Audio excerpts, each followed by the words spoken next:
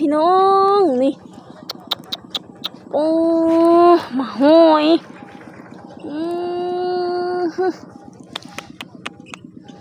พี่เลอ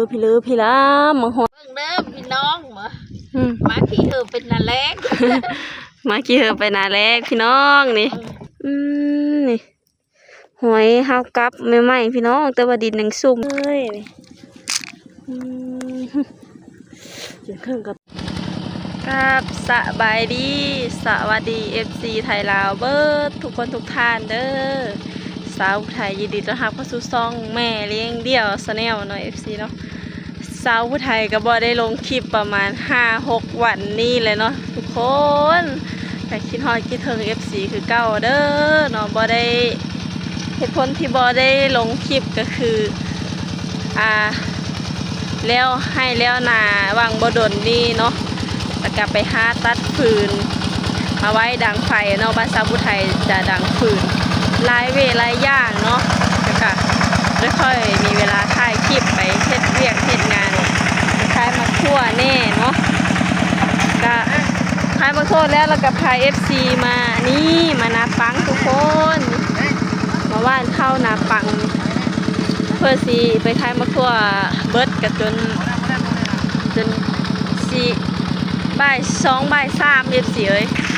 ตอนนี้ก็คืออยู่นาปังเนาะหลังจากที่เสร็จภารกิจไปคล้ายมาคั่วแล้วก็ที่ไทย FC มาว่านเข้าอยู่นาปังอีกแล้วทุกคนบ้านชาวพุทธไทยเฮ็ดนาปีนึง2เท่าเนาะมาว่านเข้านาปังเพิ่นกำลังไทยอยู่เนาะพ่อกับอ้ายเพิ่นคือกันย่างกันเป็นลูกพี่ลูกน้องกันเพิ่นก็มาไทยซอยนะอันนี้คือนาปังเนาะพี่น้องนี่นาปังจะเป็นดินเหนียวค่ำแล้วตอนนี้ก็บ่ายแม่นบ่ายเนาะตอนแรงเลยเนาะตอนเย็นพอสาวผู้ไทยกันน้ำยังไล่อยู่เนาะนาปังนี่สูบออกเอารถสูบออก3-4 คืนแล้วเนาะคนนอนพอสาวผู้ไทยไปหาหน่อไม้หน่อไม้น้อยๆนี่อากุยหน่อไม้ไผ่ป้าเนาะหน่อไม้สดๆเลยพี่น้องเพราะว่าปีนี้ฝนตกดูแล้วก็ฝนตกดีเนาะดินซุ่มนะนี่หน่อไม้ก็เกิดแหนงหลายได้เห็นอันบ่าวเพ่งเพิ่นไปหานะผูกมีตั้งแต่กอหน่อไม้แล้วหน่อไม้ที่พวกโครงการนะเฮ้ยใหญ่เข้ามาจกทิ่มแล้วมันเกิดใหม่นะนี่ทุกคนมึงแหน่เข้าดิมันว่านได้แท้บ่นี่แตกงอกจนแบบสิพันกันเลยทุกคนนี่เนี่ยนี่3 คืนเลยแช่ข้าวปลูกไว้กะ2 คืนเนาะเอาขึ้นมาอบให้เพิ่นแตกงอกกะ3 คืนเนี่ยนี่หากเพิ่นทางนอกนี่จนขี้ดินก็ขึ้นเป็นก้อนเลยนี่น้ำมันบ่แห้งเนาะแบบสูบน้ำออกแล้วผัดฝนตกแห้งๆน้ำป้าไหลลากมาพี่น้องเอ้ยเอาข้าวปลูกมาแซ่มาอบกันจนเข้ากระสิพันกันย้อน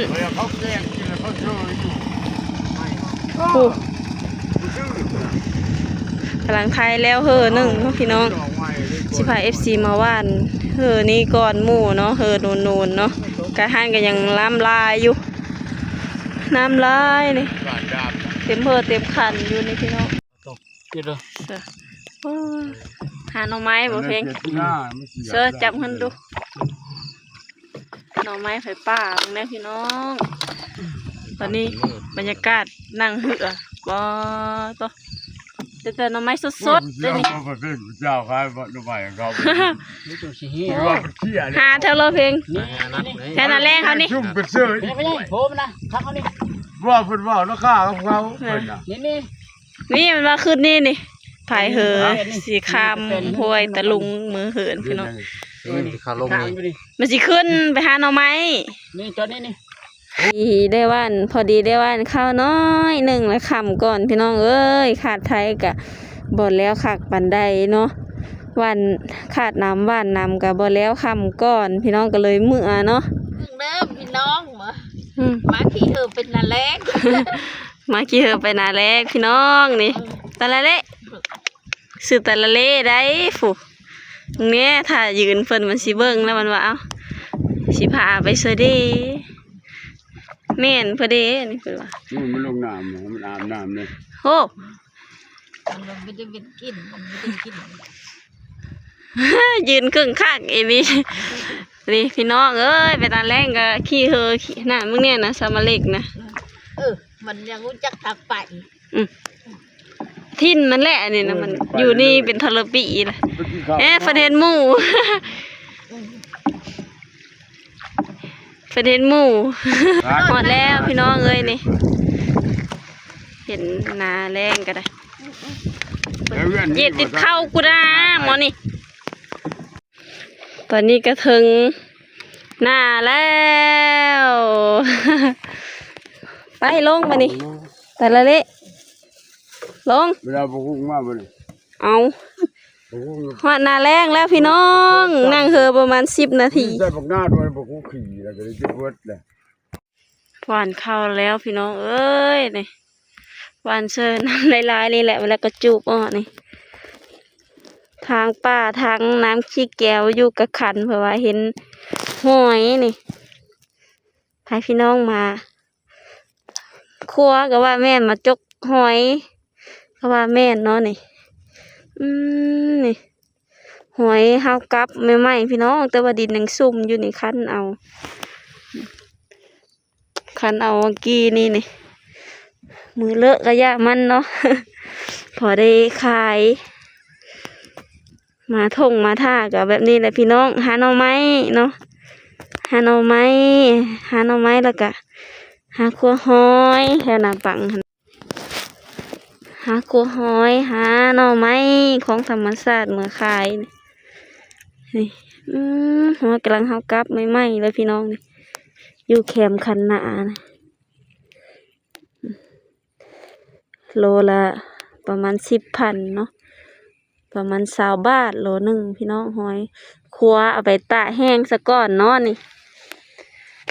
หอยคัวหอยหยามนี่หอยจูบนี่เพิ่นสิพี่น้องนี่อยู่กับแคมคันนานี่ทางป่าเลาะมาเนาะเพิ่นว่าเห็นพี่น้องผ้าพันนะนี่พันต่อไม้นี่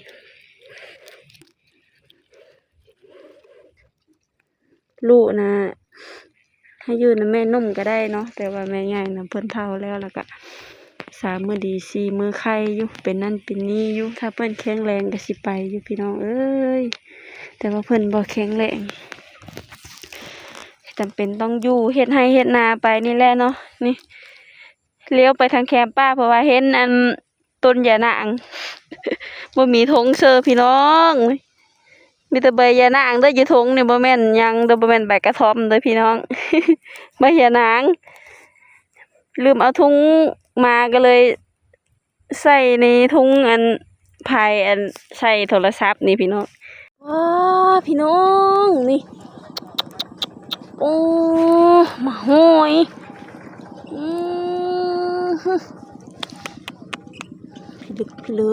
พี่ลามาหอยจูบพี่น้องเต็มกำมือมาให้มานาแล้วเบิ้งมาคิดตัวหมอกกันมาให้มานาแล้วก็หาหน่อมงหน่อไม้เก็บหอยจูบพี่น้องนี่จะเต็มกระต้าเดี๋ยวนี้นะอ๋อนี่สูบน้ำออกเพราะว่าหอยปีนี้หอยจูบลายเลยสูบน้ำออกน้ำบกเพราะว่าหอยจูบเต็มอยู่เก็บเอามงเหลียวพอแกงพอต้มเลยหอยอย่างนี้พี่น้องเอ้ยมาว่านเข้าแล้วก็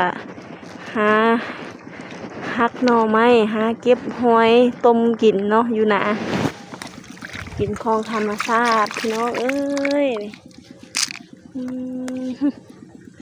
กินเครื่องกับตาอุ้ยลุยอยู่พี่น้องหวานจั่วอยู่ต้มกิน ว่างมาบ้านเข้าอบแอบแอบอบแอบแอบพี่น้องได้ต้มป่นกินแล้วทางป่าอยู่ขันนากับไม้กบไม้หอยเนาะอยู่บ้านเฮาก็หากินตามธรรมชาติพี่น้องนี่ฝนกระตกใส่เข้าว่านพี่น้องเอ้ยดูดน้ำออกเอาฝนตกมาใส่สำหรับคลิปนี้สาวผู้ไทยกับจิขอจบไว้เพียงเท่านี้เด้อ FC เด้อขอบคุณ FC ที่เข้ามากดไลค์กดแชร์กดติดตามเด้อจ้ะ FC ท่านใหม่ที่ยังบ่ทันติดตามก็ฝากติดตามด้วยเด้อจ้า